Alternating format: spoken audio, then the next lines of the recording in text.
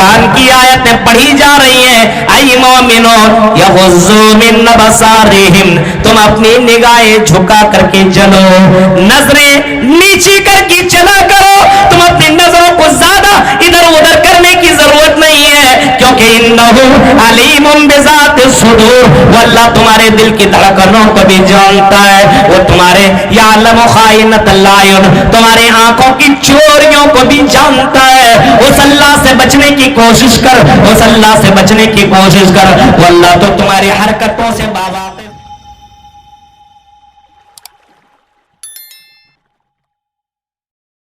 مومنین کی پہچان یہ ہے، وہ سننے کے بعد صرف یہ سنتے ہی نہیں ہے، بلکہ یہ کہتے ہیں سمعنا واطعنا، ہم نے سن لیا اور ہم اس کی اطاعت بھی کر رہے ہیں، ہم اللہ کی بات بھی مان رہے ہیں، سن بھی رہے ہیں، مان بھی رہے ہیں۔ ہاں آج سے پہلے ہم اس مسئلہ کو جانتے نہیں تھے، لیکن آج ہم نے اس مسئلے کو جانا ہے، ہم نے رسول کے فرمان کو ہم نے سنا ہے۔ آج کے بعد ہم یہ کام تو کیا کرتے تھے، لیکن رسول کا فرمان آ جانے کے بعد آج سے ہم یہ کام نہیں کریں گے۔ ایک مومن کی پہچان یہی ہونی چاہیے، سمعنا واطعنا، ہم نے سن لیا اور ہم نے مان لیا۔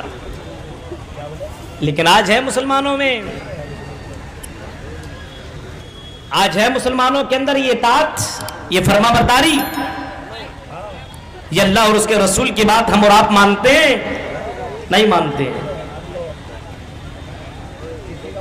مانتے ہیں؟ آج جلسے ہی کو لیجئے، یہ شروعات ہو گئی جلسوں کی۔ ابھی جب میں آ رہا تھا، لڑکا اور لڑکیوں کی بھیڑ راستے میں، میری گاڑی وہاں سے یہاں تک آنے میں آدھے گھنٹے لگ گئے، اتنی بھیڑ۔ اب جلسہ یہاں ہے، بیٹھنے کے انتظامات یہاں ہیں، اور عورتوں کے لیے باقاعدہ اسکرین لگے ہوئے ہیں بڑے بڑے، اور اس کے اندر پوری تصویر میری دکھائی دے رہی ہوگی۔ میرے بھائیوں، وہاں نہیں عورتیں ہیں، لڑکوں کے ساتھ چپک چپک کر کے چل رہی ہیں، مرد بھی اس کے اندر شامل ہیں۔ یہاں قرآن کی آیتیں پڑھی جا رہی ہیں، اور قرآن کی آیتیں کانوں سے ٹکرا رہی ہیں، قرآن کی آیتیں پڑھی جا رہی ہیں، قل للمؤمنین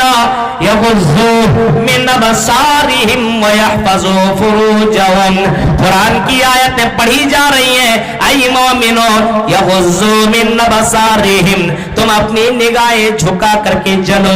نظریں نیچی کر کے چلا کرو، تم اپنی نظروں کو زیادہ ادھر ادھر کرنے کی ضرورت نہیں ہے، کیونکہ انہ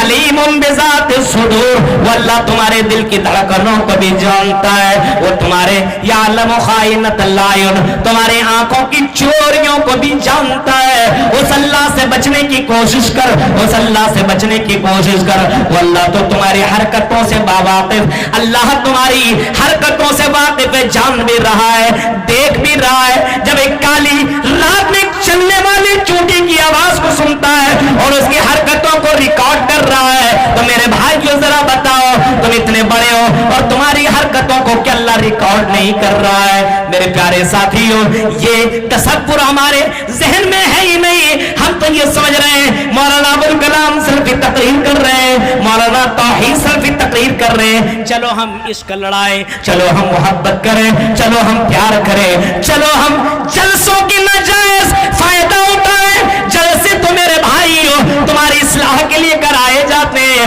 تمہارا بگاڑ کرنے کے لیے نہیں، اور تمہیں انجوائے کرانے کے لیے جلسے نہیں کرائے جا رہے ہیں، بلکہ تمہارے اصلاح کے لیے جلسے ہوتے ہیں، تاکہ قرآن کی آیتیں سنو اور تمہارے دل کے اندر جو زنگ لگے ہیں وہ زنگ ختم ہو جائے۔ قرآن اسی وجہ سے کہتا ہے وَإِذَا تُلِيَتْ عَلَيْهِمْ آيَاتُهُ زَادَتْهُمْ ایمانا، فرمایا جب میری آیتیں پڑھی جاتی ہے تو تمہارا ایمان، مومنین